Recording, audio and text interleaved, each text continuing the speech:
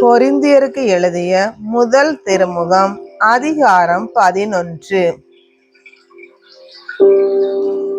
நான் கிறிஸ்துவை போல் நடப்பது போன்று நீங்களும் என்னை போல் நடங்கள். நீங்கள் எப்போதும் என்னை நினைவு கூர்கிறீர்கள். நான் உங்களிடம் ஒப்படைத்த மரபுகளை நான் ஒப்படைத்தவாறே கடைபிடிக்கிறீர்கள். எனவே உங்களை பாராட்டுகிறேன். ஆனால் நீங்கள் ஒன்றை தெரிந்து கொள்ள வேண்டும் என விரும்புகிறேன். ஒவ்வொரு பெண்ணுக்கும் தலைவர் ஆண், ஆணுக்கு தலைவர் கிறிஸ்து, கிறிஸ்துவுக்கோ தலைவர் கடவுள்.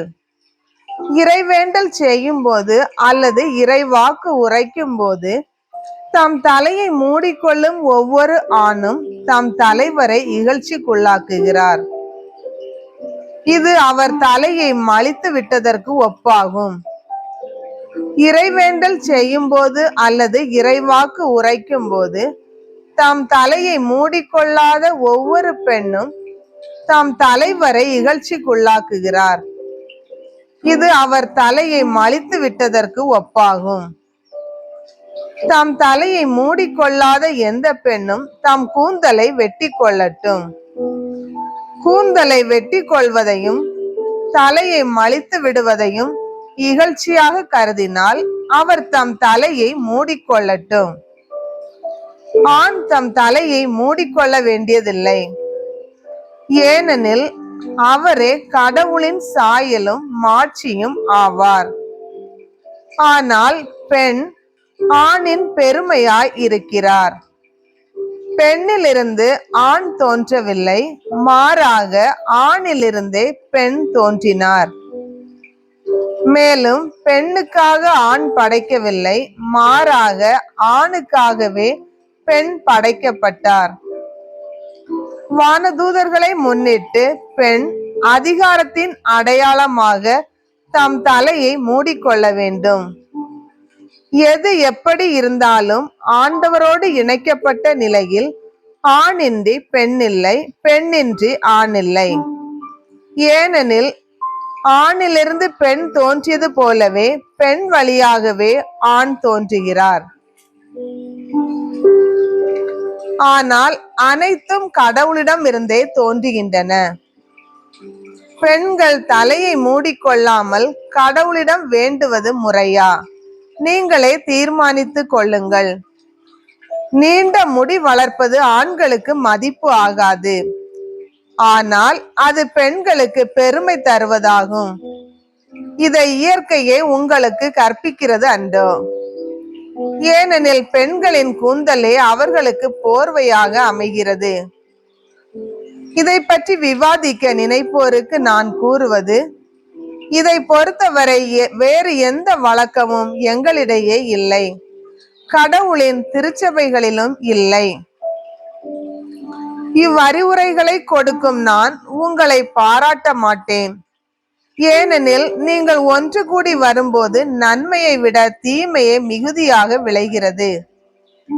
முதலாவது நீங்கள் சபையாக கூடி வரும்போது உங்களிடையே பிளவுகள் இருப்பதாக கேள்விப்படுகிறேன்.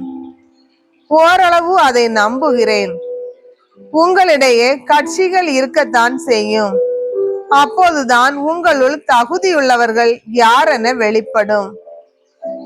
இந்நிலையில் நீங்கள் ஒன்றாக கூடி வந்து உண்பது ஆண்டவரின் திருவிருந்து அல்ல.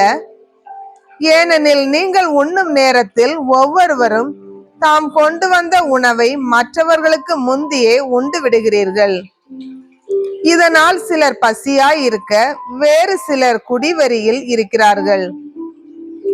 உண்பதற்கும் குடிப்பதற்கும் உங்களுக்கு வீடுகள் இல்லையா? அல்லது கடவுளின் திருச்சபையை இழிவுபடுத்தி இல்லாதவர்களை வெட்கப்படுத்துகிறீர்களா? என்ன சொல்வது? உங்களை பாராட்டுவதா? இதில் உங்களை பாராட்ட மாட்டேன். ஆண்டவரிடம் இருந்து நான் எதை பெற்றுக்கொண்டேனோ அதையே உங்களிடம் ஒப்படைக்கிறேன். அதாவது ஆண்டவராகிய இயேசு காட்டி கொடுக்கப்பட்ட அந்த இரவில் அப்பத்தை எடுத்து கடவுளுக்கு நன்றி செலுத்தி அதை பிட்டு, இது உங்களுக்கான என் உடல், இதை என் நினைவாக செய்யுங்கள் என்றார். அப்படியே உணவு அருந்திய பின் கிண்ணத்தையும் எடுத்து, இந்த கிண்ணம் என் இரத்தத்தால் நிலைப்படுத்தப்படும் புதிய உடன்படிக்கை. நீங்கள் இதிலிருந்து பருகும் போதெல்லாம் என் நினைவாக இவ்வாறு செய்யுங்கள் என்றார். ஆதலால் நீங்கள் இந்த அப்பத்தை உண்டு கிண்ணத்திலிருந்து பருகும் போதெல்லாம் ஆண்டவருடைய சாவை அவர் வரும் வரை அறிவிக்கிறீர்கள்.